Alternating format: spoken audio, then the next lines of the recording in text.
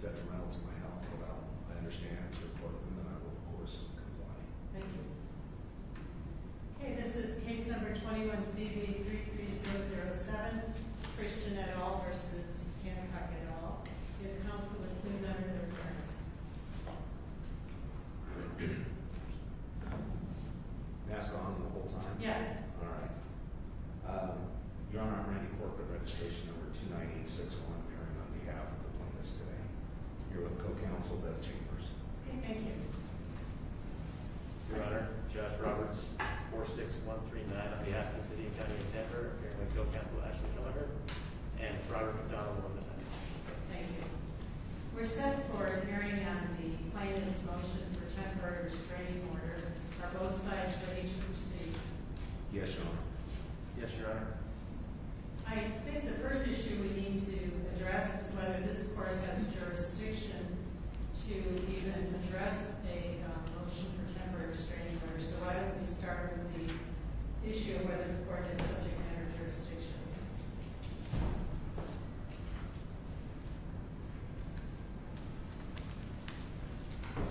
And Your Honor, given that that's their motion to dismiss, should we start with their arguments on that? Sure. And I read the brief. Thank you, Your Honor.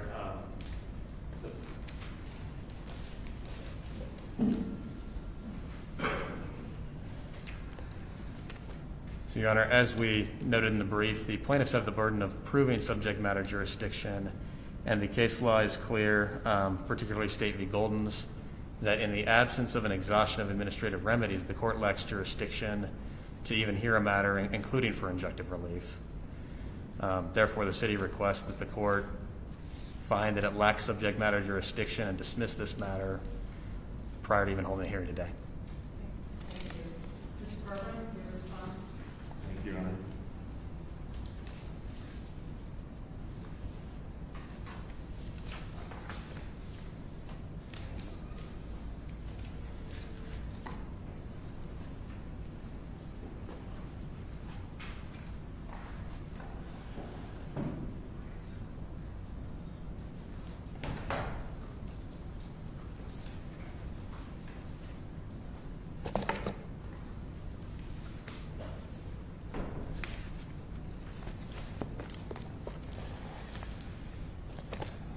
Your Honor, the case, I'm sorry, Your Honor. I'm actually a little lightheaded.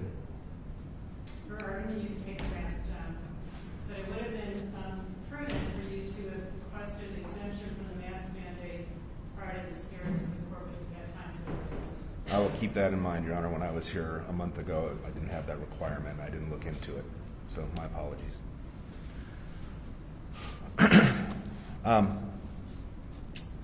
So there's a host of arguments on why this doesn't apply, Your Honor, and I'll refer the court to City and County of Denver versus United Airlines.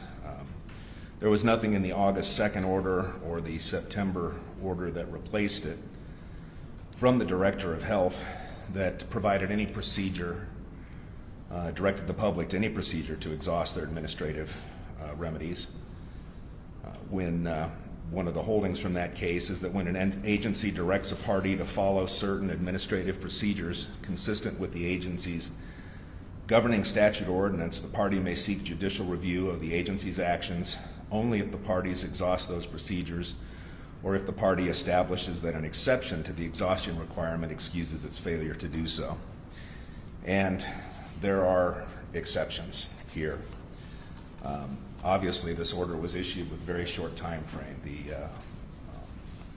administrative remedies often take a significant amount of time. In addition, the court in Kuhn v. Department of Revenue, 817 P. 2nd 101, starting at page 104, tells us that exhaustion is not necessary when it is clear beyond a reasonable doubt that further administrative review by the agency would be futile because the agency will not provide the relief requested. We have actual public tweets from the City of Denver, which I'll get into in just a second. When the matters at issue for this court to decide are questions of law, for instance like this one, that the agency lacks the authority or capacity to determine, such as constitutional issues or improper use of their own rules. But your petition does not raise constitutional issues. Your petition is couched only in the lack of authority to make this rule under the Administrative Procedures Act. Constitutional issues are just one of the subcategories that can create an exception. And I think the Constitution is always at play, Your Honor. The Constitution of the United States as well as the Constitution of Colorado. But when the policies underlying the doctrine would not be served by requiring the protesting party to pursue the remedies, then we don't have to exhaust those remedies because the agency lacks the necessary expertise to address the statutes and the issues of law. If the agency, for instance, the city of Denver is in a tweet in September announced publicly to be considered fully vaccinated against COVID-19 by 9:30. All Denver city employees and private sector workers in high-risk settings must get their second shot by 9:15. Find a vaccine location today. Mayor Hancock said in his one of his public statements, Denver is now experiencing the most infectious strain of the virus, the Delta variant.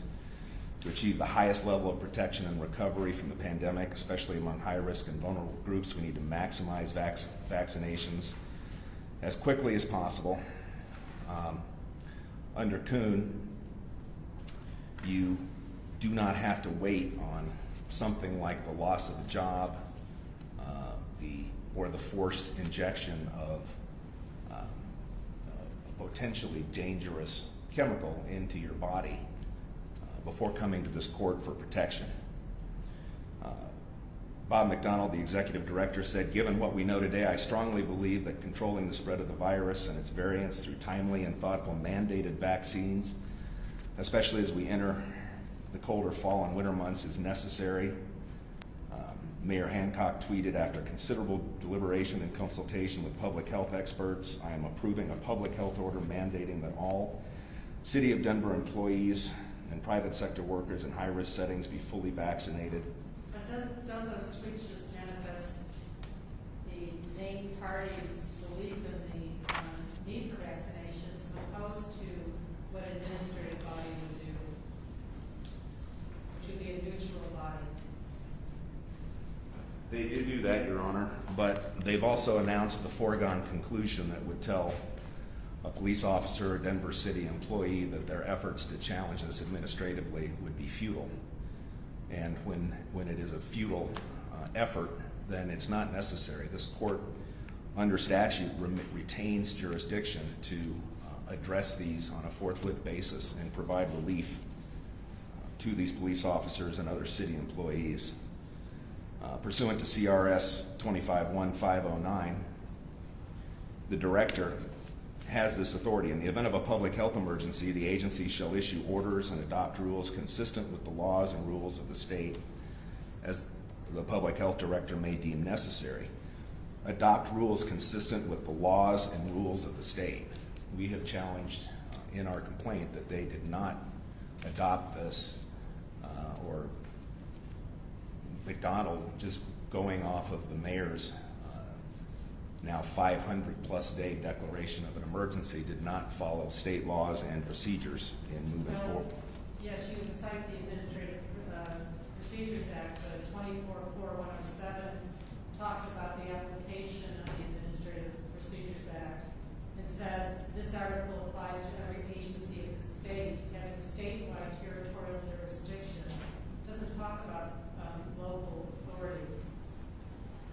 It's true, but under their own charter and under their own authority, they say that they have to follow the laws and rules of the state, and the only type of protection for the public that is found under agencies or processes like the APA.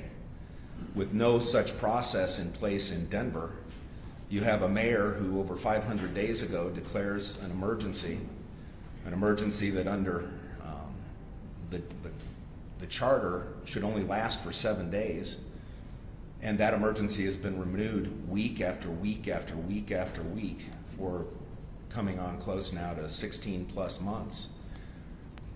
And so people who believe that they're aggrieved by this sudden order from the health director don't have any kind of a remedy under that charter. So it's an unfair burden to place on them to not have any place to go.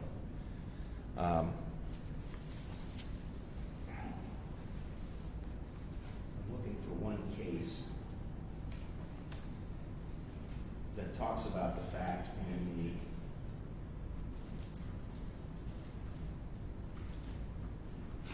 the agency or the particular, in this case, director, following off of the emergency declaration of the mayor, have made clear what their intention is, that that someone who's aggrieved by that order does not have to exhaust administrative remedies.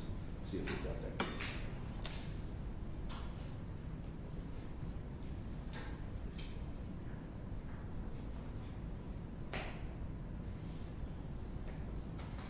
Case I was looking for, Your Honor, was Executive Director of the Department of Revenue of the state of Colorado. Defendants, this is Kuhn. Site, please. The site is 817 P. 2nd 101.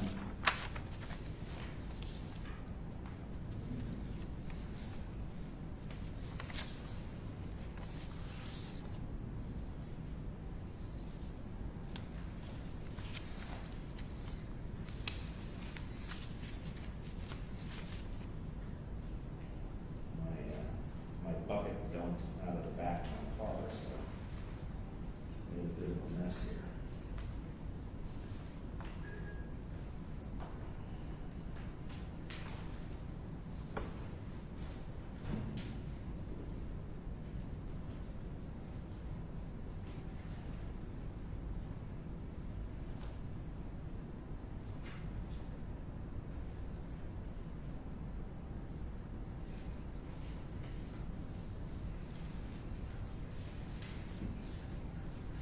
I've got the entire argument on a single page that I'm missing, Judge. May I have just a moment? Yes. As you know, we received this brief last night after hours, so we haven't had a chance to brief the issue.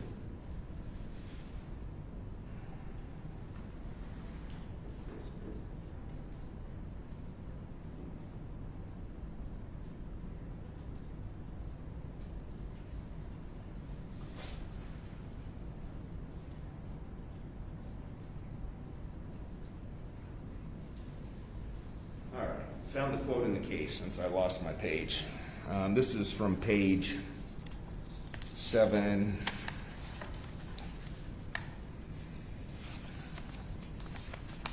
Let's see. I believe it's page 755, Judge. And Well, What- the site I got is 817-101, so.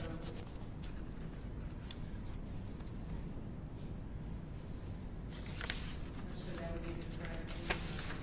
yeah, let me.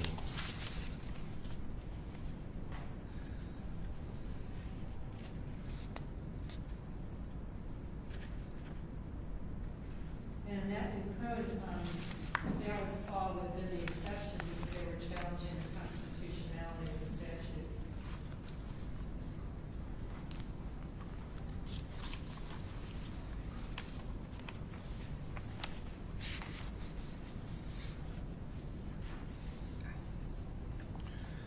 Well, Judge, an order that is entered without authority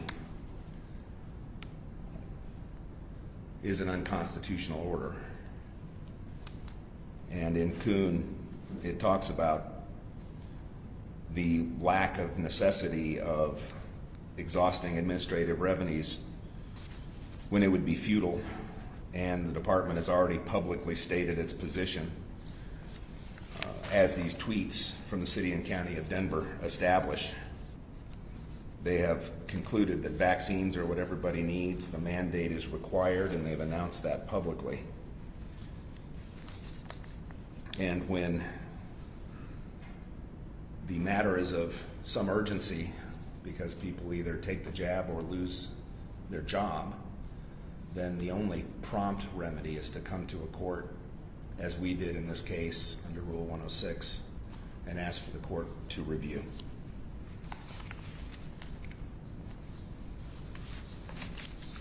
The protections of the Constitution and due process never go away. And for an order to be in place for 500 and some 30 or 40 days now, renewed every week without any announcement of the new policy or the new information upon which it's renewed week after week after week, and then for the executive director to pick up on that order on his own and issue this sweeping control over multiple people is an unfair burden on these people who are subject to that order.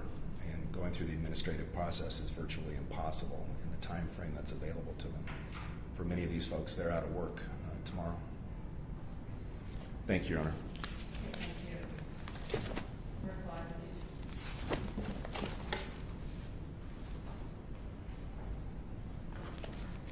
Thank you, Your Honor. Excuse me. Thank you, Your Honor. The case law plaintiff cited regarding futility establishes the standard of proof. It must be clear beyond a reasonable doubt that the administrative body will take no action. Plaintiffs have not cited in their briefs or here today any evidence that makes it clear beyond a reasonable doubt that the Board of Public Health would not in fact review this decision. Also, in Eggle v. City and County of Denver, which is 93P 3rd, starting at 611, the court recites some of the other rationales behind the doctrine of exhaustion of administrative remedies, noting specifically that the doctrine promotes efficiency in the administrative context by preventing the interruption and fragmentation of the administrative process, allowing the agency the opportunity to correct its own errors in the first instance, preserves the autonomy of the agency. In addition to promoting the efficiency and integrity of the administrative forum, the requirement of exhaustion conserves judicial resources. It also allows a record to be created so that when a court does review that administrative decision, there's a record before the court that facilitates that review. In addition, we do have Director McDonald here who is able to testify regarding the board's administrative hearings and the process that occurs. As an offer of proof, those hearings occur monthly and in time-sensitive matters may be scheduled on an emergency basis. This order was issued on August 2nd, nearly 60 days ago. Plaintiffs have had adequate time to pursue an administrative remedy. They have chosen not to do so, instead filing this 11th hour appeal and asking the court to review it now as a matter of urgency because they are required to comply with the order within the next couple of days. I also want to address briefly Plaintiffs' Counsel's discussions of the authority. Denver Charter Section 2.12.4, which is cited in Exhibit 2 to our response to the TRO, lays out the responsibilities of that board, including the responsibility to review dispositions of the executive director, just like this order. Further, Denver Revised Municipal Code, Section 24-1, also cited there as Exhibit 2 to our response, sets forth that anybody aggrieved by such an order has an opportunity to appeal within 30 days. Finally, as to the constitutional issue that plaintiff has raised now, there was nothing in the initial petition here that posed a constitutional issue. The argument was that we could, in fact, mandate this order, but that we had to do so pursuant to the APA. As Your Honor has already noted today, the Administrative Procedures Act does not apply to decisions of the City and County of Denver. It applies only to state agencies. The requirement that we comply with state law, of course, means that we comply with applicable law, not that we comply with laws that are not applicable to the situation. In addition, CRS 25-1-506B, Romanet 6, authorizes the issuance of this order and does not rely on the existence of an emergency declaration. It does not rely on any particular procedure. It simply authorizes the public health director to take necessary measures like this one. Similarly, Denver Revised Municipal Code, Section 24-16, also authorizes the executive director to take this action. He has multiple sources of express authority, separate and apart from the recited common law authority to mandate vaccines. Thank you. The matter is before the court on a motion to dismiss this matter for lack of subject matter jurisdiction. The court will make the following findings of fact, conclusions of law after the following order.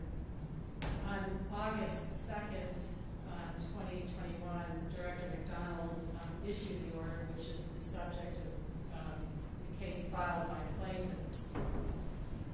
Plaintiffs did not file their complaint until late afternoon of September 23rd. That was last Thursday afternoon. On Friday morning, court staff, because the court was duty court last week, immediately tried contacting counsel and had difficulty getting in touch with counsel because counsel was out of town. Trying to schedule the matter Friday morning for an emergency hearing, offering it the first available morning.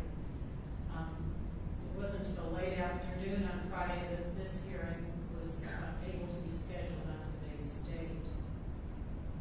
And I give that time frame just in terms of the issues regarding emergency, noting the August 2nd order and the filing on September 23rd with delay in getting this hearing set.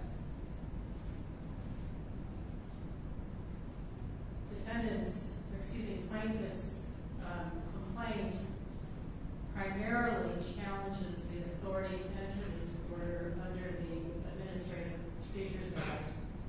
As the court indicated, that authority is probably not applicable to this matter since 24-4-107, which addresses the applicability of the Administrative Act, clearly states that that act applies to every agency of the state having statewide territorial jurisdiction. Here, the plaintiffs are challenging acts by Director McDonald, who is from the Denver Department of Public Health and Environment. So the applicable law is set forth in the Denver Charter and Municipal Code, which clearly provided Director McDonald, which sets forth Director McDonald's duties and powers. Notably,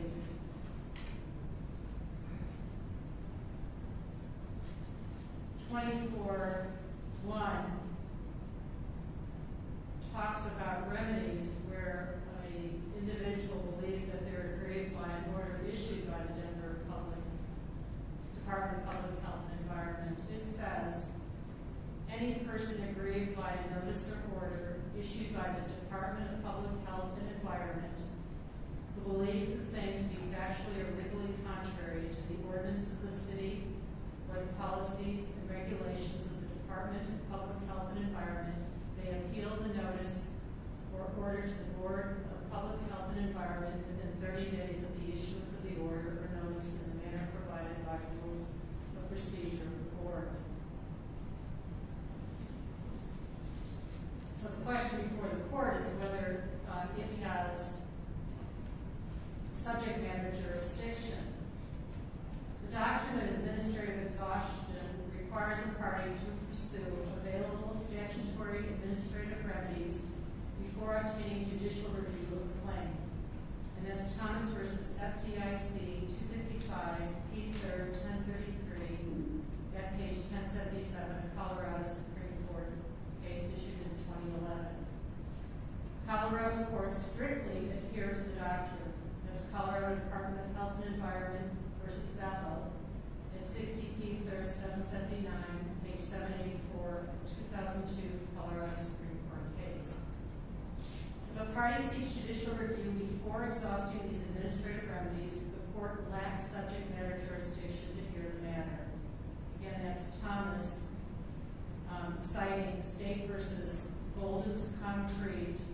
962 KUSA at 919 and page 923 in 1998 Colorado Supreme Court case. Ultimately, this doctrine has been created to promote several important policy interests that include allowing agencies to utilize their expertise to develop the necessary factual record for decisions and subsequent courts to review, preventing the interruption and fragmentation of the administrative process, allowing the agency the opportunity to correct its own errors, and conserving judicial resources by ensuring that courts intervene only if the administrative process fails to provide adequate remedies. And that's City and County of Denver, United versus United Airlines, 8P 3rd, 1206, page 1212 and 1213, 2000 Colorado Supreme Court case. The exhaustion requirement is subject to limited exceptions when these purposes are not being fulfilled, such as when it is clear beyond a reasonable doubt that further administrative review by the agency would be futile because the agency will not provide the relief requested, and when the matters in controversy are matters of law that the agency lacks the authority or capacity to determine, such as constitutional issues. And that's the City and County of Denver versus United Airlines on page 1213. So the court here finds that it lacks subject matter jurisdiction to address the issue. While there's been allegations that it would be futile, the court would find that plaintiffs have failed to establish beyond a reasonable doubt that futility. The tweets and statements cited by Director McDonald or Mayor Hancock only are emphasizing their belief in the importance of the policy or order that they instituted. It's no different than the most recent executive order by Governor Polis in 2021-129, where he says we're now in our recovery stage, refocusing our efforts on recovery and facilitating the administration of the life-saving COVID-19 vaccine. Those are statements made by the governor, by the mayor, by the director of the Department of Public Health and Environment. The administrative body would be an independent body that would determine it in an independent setting. So the court would grant the motion to dismiss, finding it lacks subject matter jurisdiction. The court would further find any allegations regarding timing were brought on by plaintiffs themselves. The order was issued on August 2nd, while there were some minor changes to it on September 2nd. There was certainly time to have had it heard even sooner than it was heard by this court in the district, in the Second Judicial District. Anything further?